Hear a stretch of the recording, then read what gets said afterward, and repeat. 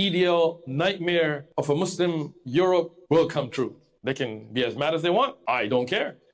America will be a Muslim country. Russia will be a Muslim country. Islam will enter every house, inshallah. But we have to be a part of that change and never, ever apologize. We're unapologetic. Never, ever compromise. We're uncompromising. When people say that Islam is not compatible with Western society, with a pluralistic society, this is exactly what we are talking about. You have this imam who is just casually saying in the UK out loud that America is going to become a Muslim country, Russia is going to become a Muslim country, that Islam is going to enter every house. Now, I don't know about you guys, but when I hear that, I don't think of a missionary project. I don't think of Islamic proselytizing.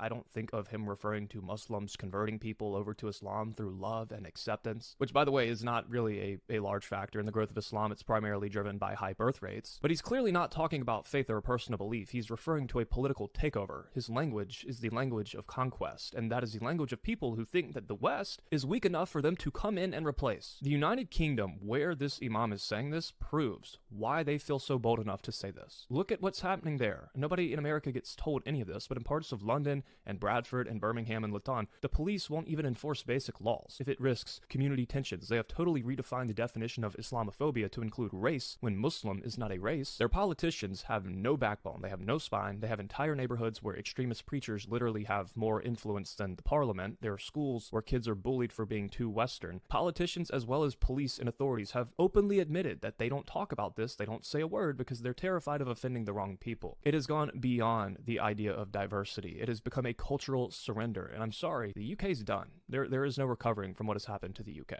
And I already know that people are going to come in and say, oh, well, this imam doesn't represent all Muslims. Obviously, I know it doesn't. Most Muslims, or at least a lot of them, don't want any part of this ideology of the takeover. But this is the strain of political Islam. This triumphalist, we're going to dominate the West mindset is very real. And pretending that it doesn't exist is, again, exactly how the UK got caught flat-footed in the first place. Every warning was dismissed as racist or Islamophobic until the reality became too obvious to hide. And by the way, since the 60s, the UK's public opinion have continuously shown that they reject the influence of Islam in their society and that they think the immigration policy has been horrible and they think that too many people have been coming into their country and their politicians did nothing. And I'm sorry, but this whole we're never going to apologize, we're never going to compromise, never water anything down in our religion, it's not religious devotion. It is, again, political absolutism. That is a vision of society where pluralism does not exist, where you cannot disagree, where you do not coexist with people. You